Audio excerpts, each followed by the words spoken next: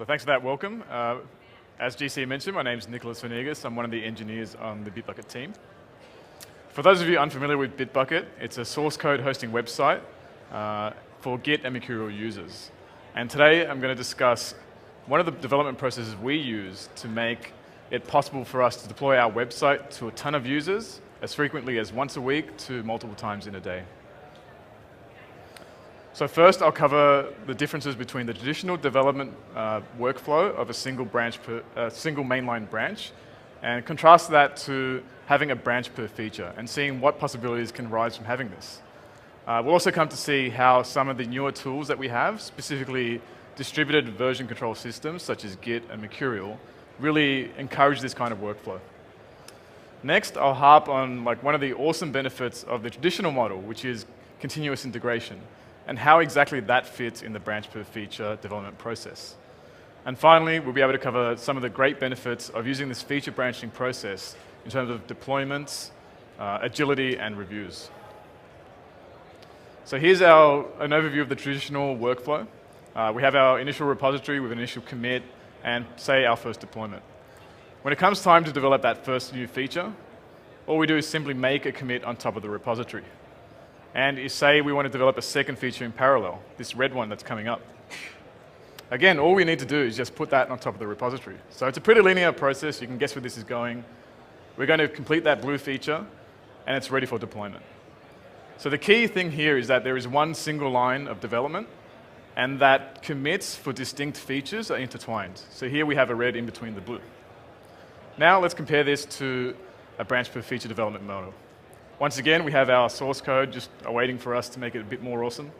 So we start working on that blue feature. At the same time, we once again want to do that red feature in parallel. So this time, we're going to create a separate branch for it. Now, what this enables us to do is continue development on that blue branch. And once we finish that, we simply merge it back into our main line, and it's ready for deployment. So newer DVCS tools such as Git and Mercurial really encourage this kind of workflow because in them, branching simply does not suck like it does in other tools.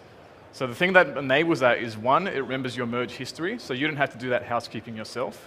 And two, it makes all the branches in your repository available to you locally, rather than you having to constantly communicate with a server to complete these operations.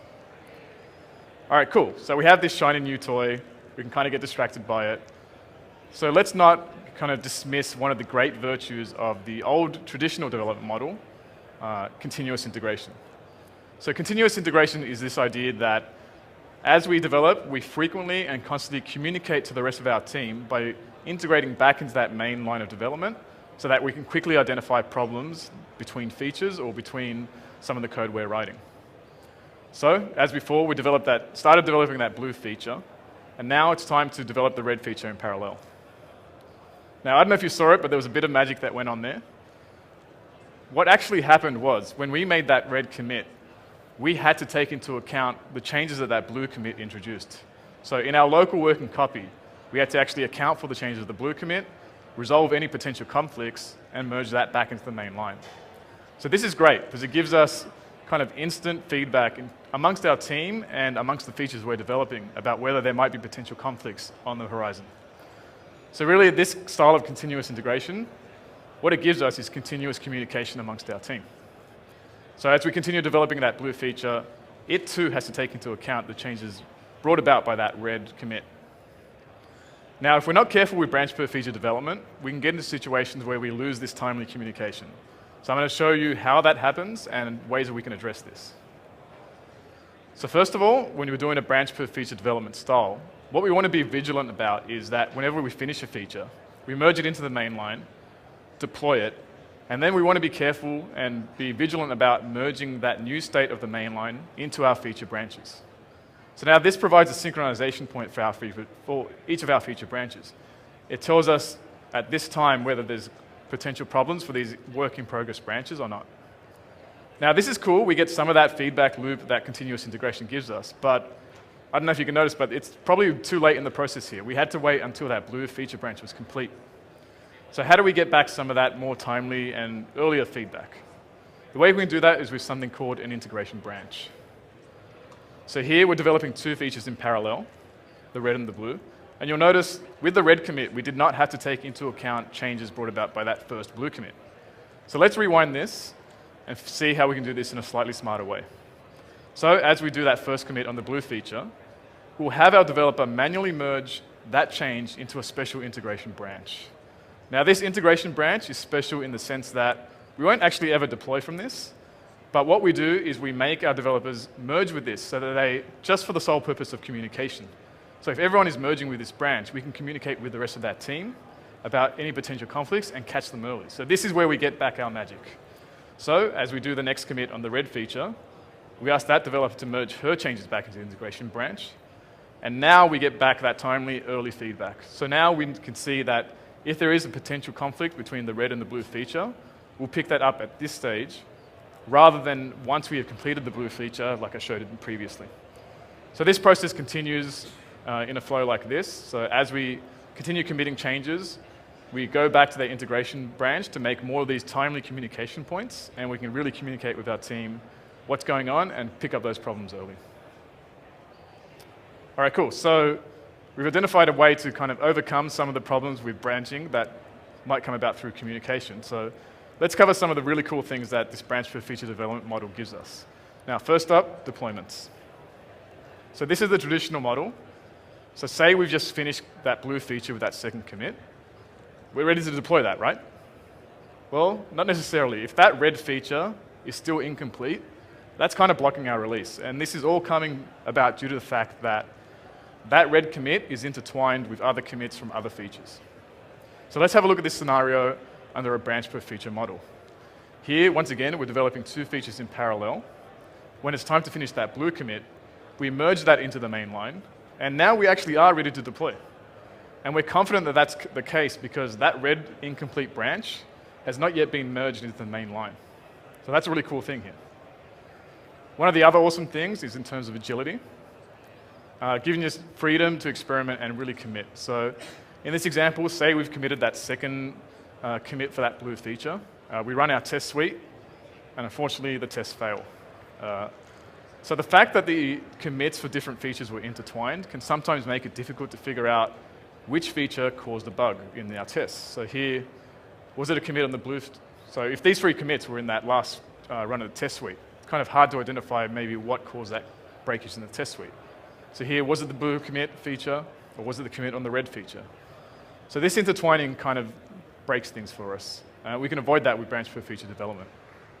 Another really cool thing about having a distinct branch per feature is that it just lets you try crazy shit. Like, you can really experiment, and if you've had this dream of making this awesome, cool new feature, you can go ahead, create a branch, safe in the knowledge that that's going to be isolated by itself, and that you'll be able to cleanly bring that back into your main source code and deploy that.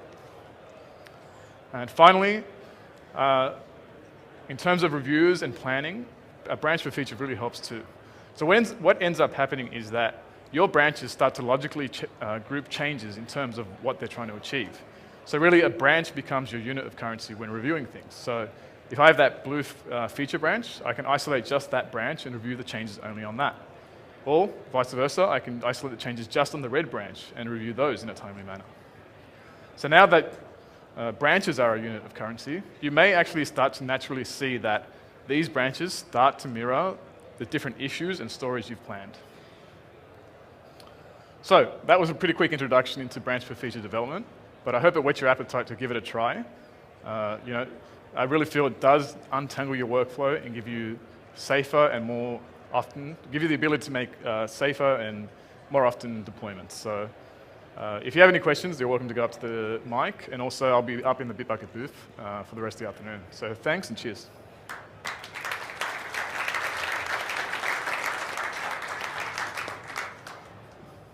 So I had a question. I might have just missed it when you were explaining those dotted lines and dotted commits, like when you're saying test the integration.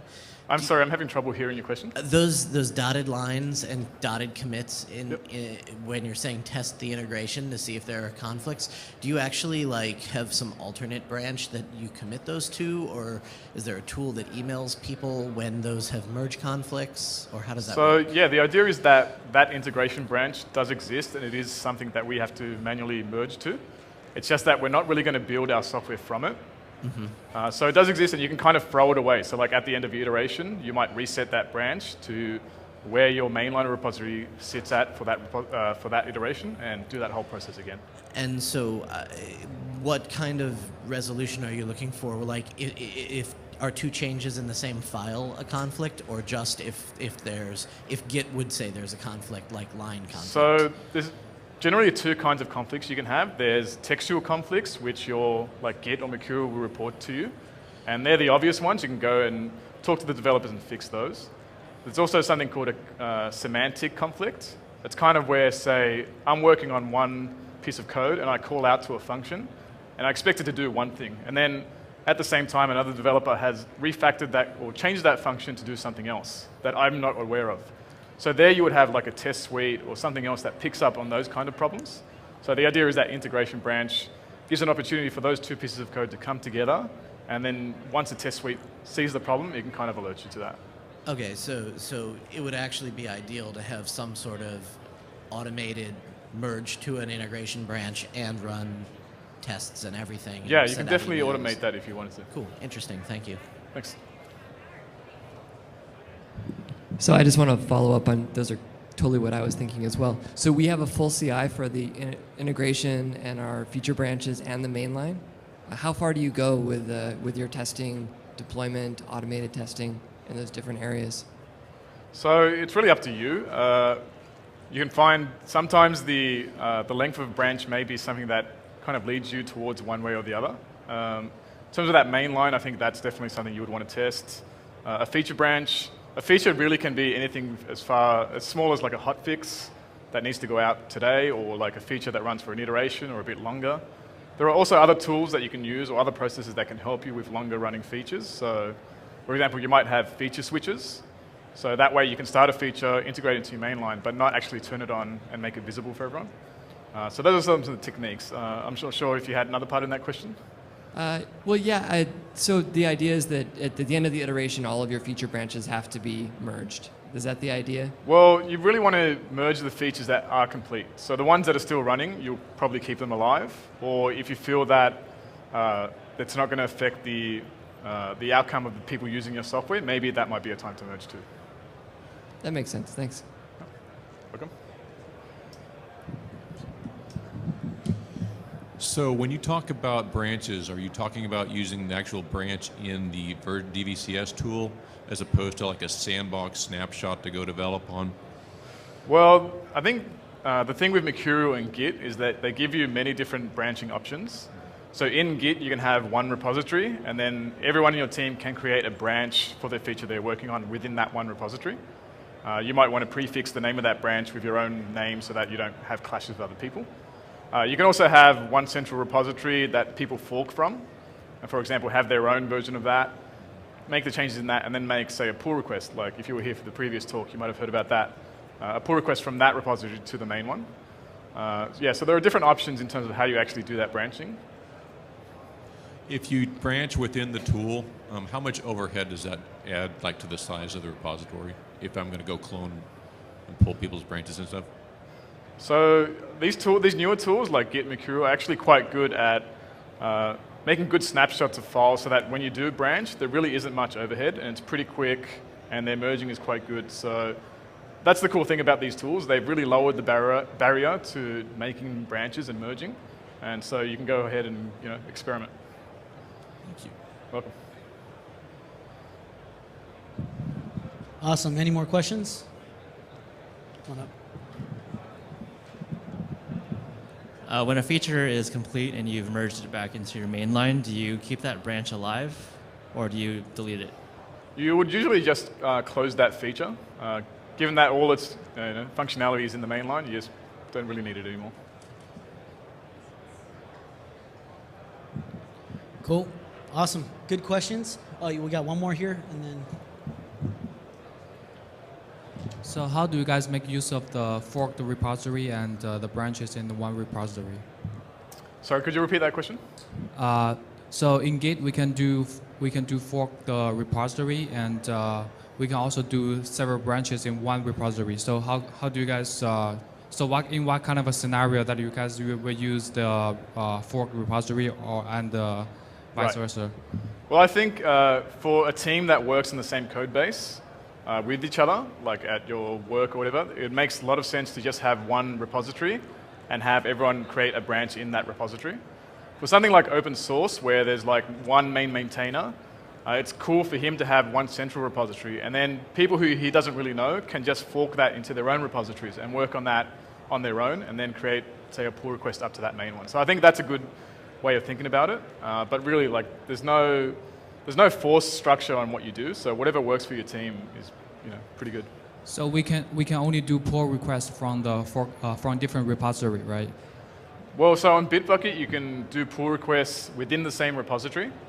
So from a branch, say, named experimental to the branch default or master, you can do that.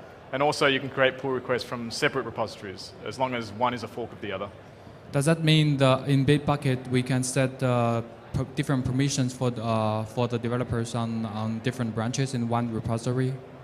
I'm sorry, I didn't quite understand that question. So can we set different permissions on one repository on different branches? So within Bitbucket, the permissioning system works just on the repository itself, so not on individual branches. So you would just have the permissions on that one repository, but then say you did want to restrict some permissions, you might make it so that other people that you aren't working with can fork that repository and work on their own. Okay, thank you. You're welcome. All right, some great questions. So we're going to close off the session now. The lightning talks are done for today.